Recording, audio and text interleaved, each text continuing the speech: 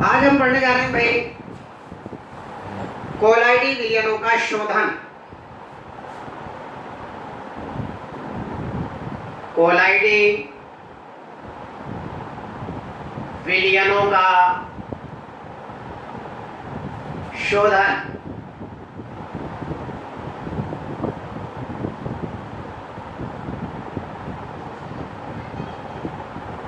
देखिए अपन ने कोलाइडी विलयन कैसे बनाते हैं, कोलाइडी विलयन क्या होते हैं, सबकी डिटेल अपन पढ़ चुके हैं। अब ये जो कोलाइडी विलयन अपन ने बनाए हैं, चाहे वो रासायनिक विधियों द्वारा बनाए हो या ब्रेडिंग आर्क विधि द्वारा बनाए हो या पैक्टीकरण विधि द्वारा बनाए हो, इन कोलाइडी विलयनों में एक तो विलयशील पदार्थ का द्रव्य होता है और एक इसमें विद्युत अपघट्य के अपद्रव्य उपस्थित होते हैं। तो अगर इस विलयशील पदार्थ और विद्युत अपघट्य के अपद्रव्यों को दूर कर दिया जाए तो प्राप्त विलयन शुद्ध कोलाइडी विलयन कहलाते हैं। तो कोलाइडी विलयन का शोधन किसे कहेंगे? कोलाइडी विलयन में उपस्थित, देख लीजिए आप, कोलाइडी विलयन में उपस्थित विलयशील अशुद्धियों और विद्युत अपघट्य के अपद्रव्यों को पृथक करना कोलाइडी विलयन का शोधन कहलाता है। आप कह सकते हैं कि कोलाइडी विलयन में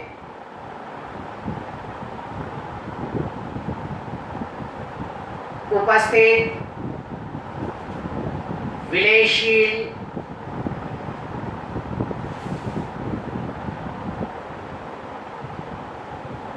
अशुद्धियों वे विद्युत अपघट्य के अपद्रव्यों को पृथक करना कोलाइडी विलयनों का शोधन कहलाता है। तथा इस शोधन की हमारे पास दो विधियां हैं। पहली विधि है अपोहन।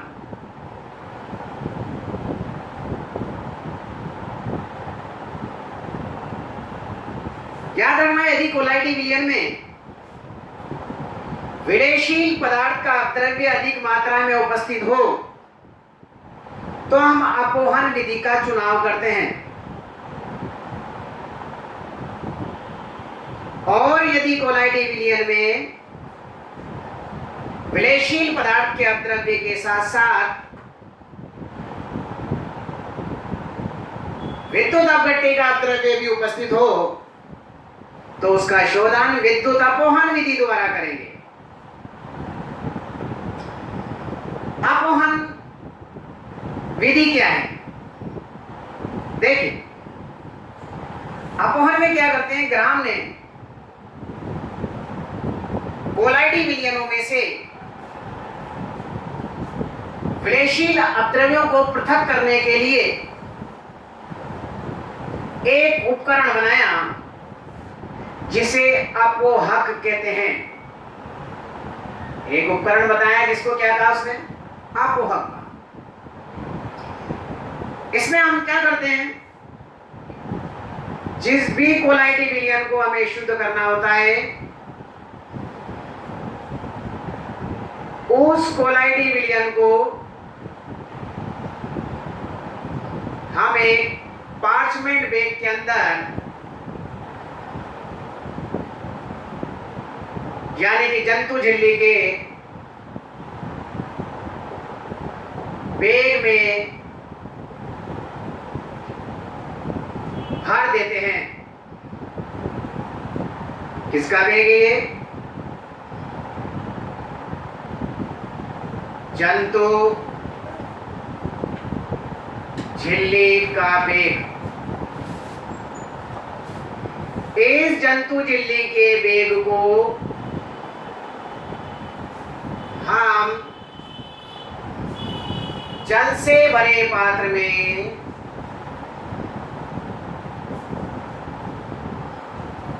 लटका देते हैं। ये देखिए,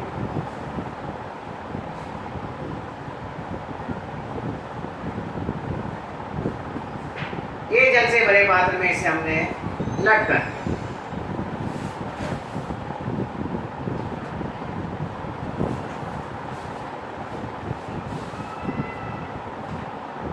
ये जल से भरा पात्र, और इसमें जल का प्रवाह लगातार बनाए रखते हैं।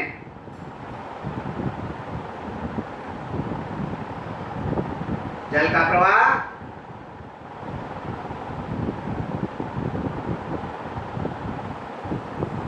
लगातार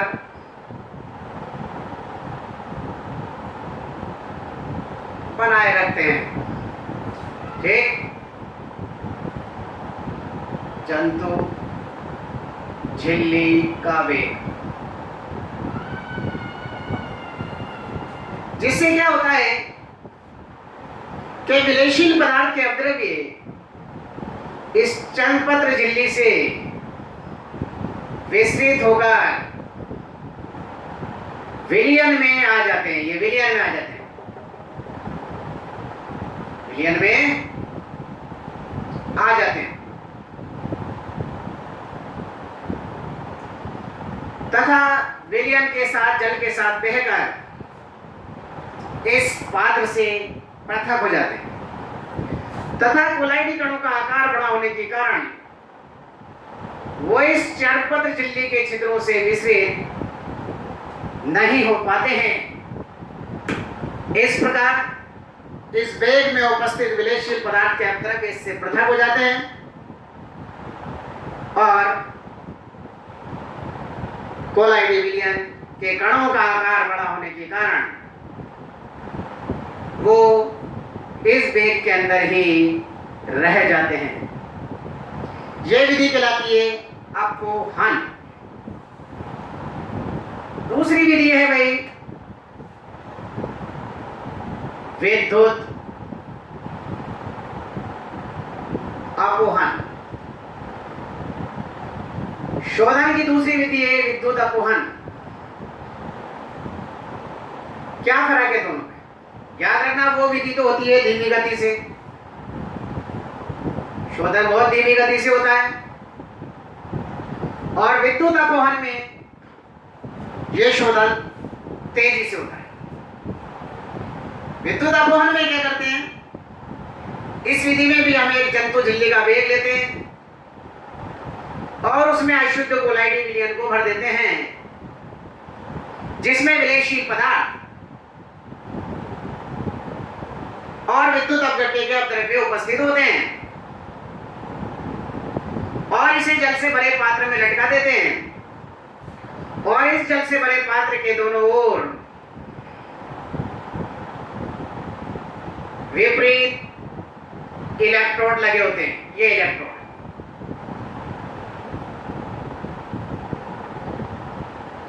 दोनों ओर विपरीत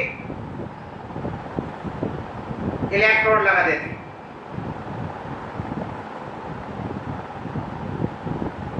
इधर भी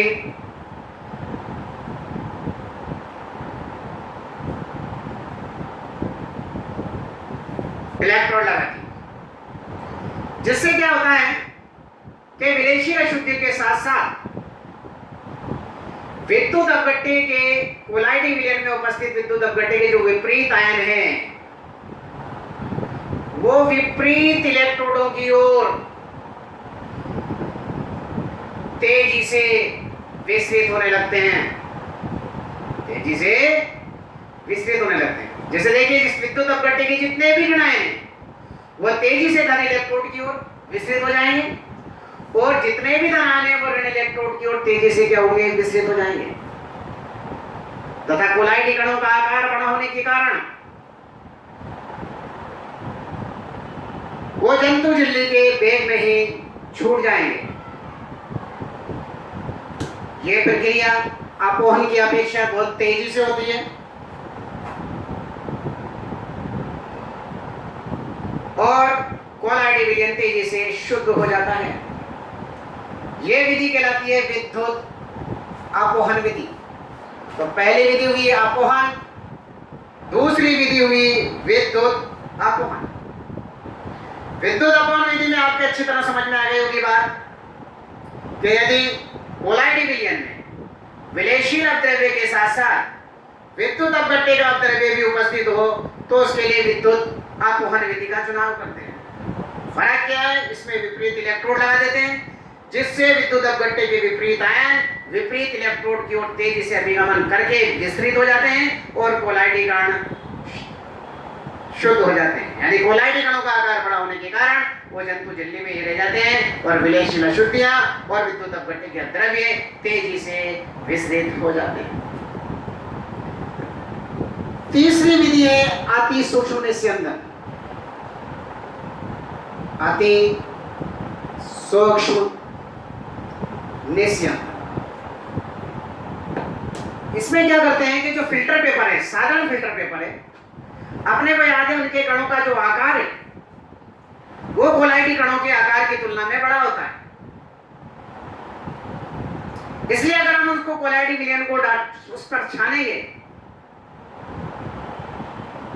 तो विद्युत अपघट्य और विलेयशील अशुद्धियों के साथ कोलाइडी विलयन भी छन जाएगा। इसलिए इस फिल्टर पेपर के छिद्रों को छोटा करने के लिए हम इसे क्या करते हैं, कोलोडियन के विलयन में डुबो देते हैं। किसके विलयन में? कोलोडियन के विलयन में डुबो देते हैं। कोलोडियन क्या होता है? ये सेलुलोस नाइट्रेट का एथिल अल्कोहल में बना हुआ विलयन कोलोडियन विलयन कहलाता है। सेलुलोस नाइट्रेट का एथेनॉल में बना हुआ विलयन कोलोडियन विलयन कहलाता है। हम क्या करते हैं, इस कोलोडियन विलयन में उस साधारण फिल्टर पेपर को डुबो देते हैं, फिर उसे मेथेनेल यानी कि फॉर्मेल्डिहाइड में डुबाकर सुखा लेते हैं, जिससे फिल्टर पेपर के छिद्रों का आकार कोलाइडी कणों की तुलना में छोटा हो जाता है। यह फिल्टर पेपर कहलाता है अति सूक्ष्म निस्यंदन। और जब इस फिल्टर पेपर पर हम कोलाइडी विलयन को डालते हैं तो इसमें से विलेयशील अपद्रव्य और विद्युत अपघट्य के जो अपद्रव्य हैं वो इससे छन कर पृथक हो जाते हैं तथा इन कोलाइडी कणों का आकार बड़ा होने के कारण वो फिल्टर पेपर पर ही छूट जाते हैं। ये विधि कहलाती है अति सूक्ष्म निस्यंदन। तो कोलाइडी विलयन की शोधन की हमने कितनी विधियां पढ़ी? 3, अपोहन, विद्युत अपोहन और अति सूक्ष्म निस्यंदन। अपोहन में अपन ने देखा वही जंतु झिल्ली के वेग में लटका दिया, विलेयशील अशुद्धियां हो तो अपोहन का काम करेंगे, अपोहन विधि का चुनाव करेंगे। और यदि आप विलेयशील अशुद्धियों के साथ साथ विद्युत अपघट्य के अपद्रव्य भी उपस्थित हो तो विद्युत अपोहन का चुनाव करें। अपोहन और विद्युत अपोहन में बस इतना फर्क है, अपोहन की प्रक्रिया धीमी गति से होती है, विद्युत अपोहन तेजी से होता है। विद्युत अपोहन में अपोहन का सब जब चुनाव करेंगे विधि का जब उसमें केवल विलेयशील पदार्थ के अपद्रव्य हो और यदि विद्युत अपघट्य का अपद्रव्य भी उपस्थित हो तो उसके लिए हम विद्युत अपोहन विधि का चुनाव करते हैं। अति सूक्ष्म निस्यंदन में आपको समझ में आ गया। तो कोलाइडी विलयन को शोधन की कितनी विधियां हुई? 3, अपोहन, विद्युत अपोहन और अति सूक्ष्म निस्यंदन। तो ये समझ में आ गई होगी आपकी बात।